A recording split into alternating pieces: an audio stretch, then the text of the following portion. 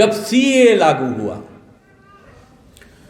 तो मुसलमानों ने बहुत इसका विरोध किया, जबकि इससे किसी भी मुसलमान को कोई खतरा नहीं था, सब समझ रहे थे। अगर के कोरोना ना आया होता तो शाहीन बाग जैसे बिकाऊ औरतों के धरने अभी भी चल रहे होते। घरों से निकाल कर पैसे देकर जिन्होंने अपनी औरतों को सड़क पर बिठा दिया, तो उनकी क्या सोच होगी, क्या हैसियत होगी। तुम सीए का इतना विरोध हुआ क्यों? उसमें हिंदुओं को कुछ फायदा पहुंचाने की बात की गई थी, इसलिए विरोध हुआ। वो भी यहां के नहीं, विदेश के। उनको नागरिकता दिए जाने की बात थी, उसमें किसी का धर्म छीनने की बात नहीं थी।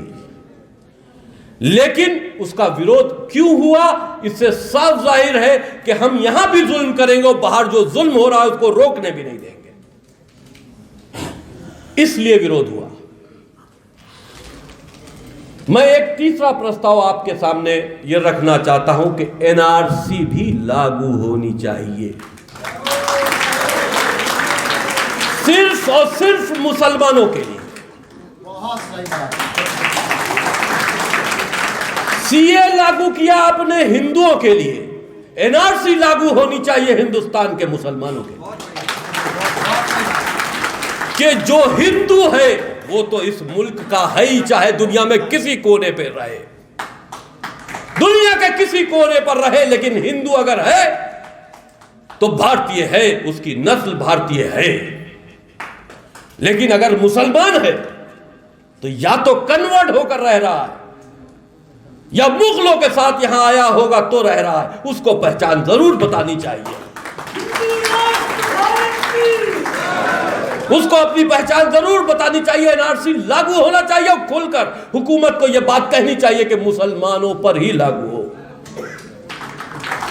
उसकी नागरिकता क्या पूछोगे जो हिंदुस्तानी है, धर्म से सनातनी है,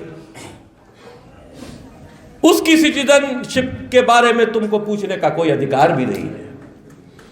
लेकिन जो यहां पर आए हैं अरब से या दूसरी कंट्रीज से, वो चाहे जब भी आए हो, उनको बताना पड़ेगा कि तुम कब आए हो, कैसे आए और तुम्हारी क्या गतिविधियां हैं। एक नए नियम के साथ में एनआरसी हिंदुस्तान में लागू होनी चाहिए। ये मेरे 3 प्रस्ताव धर्म संसद में आदरणीय आप लोगों के सामने है। देखिए, सोच पर हमला किया जाना बेहद जरूरी है।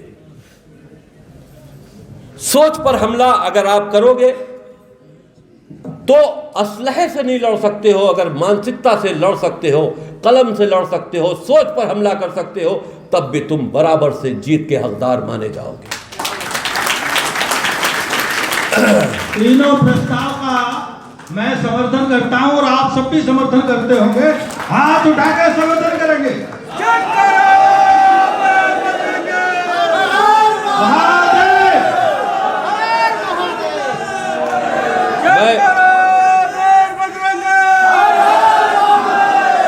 बस इन्हीं तीनों प्रस्ताव के साथ में मैं अपनी वाणी को समाप्त करते हुए आप लोगों से इजाजत चाहता हूं और आप सबका बेहद दिल की गहराइयों से शुक्रगुजार हूं कि इस पवित्र नगरी में आपने हमको बुलाकर जो सम्मान दिया, मेरे पास शब्द नहीं है कि मैं कैसे आपका आभार व्यक्त करूं।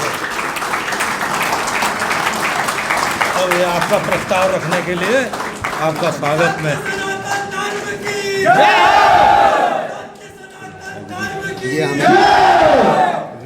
श्री राम, जय श्री राम, हर हर महादेव, हर हर महादेव।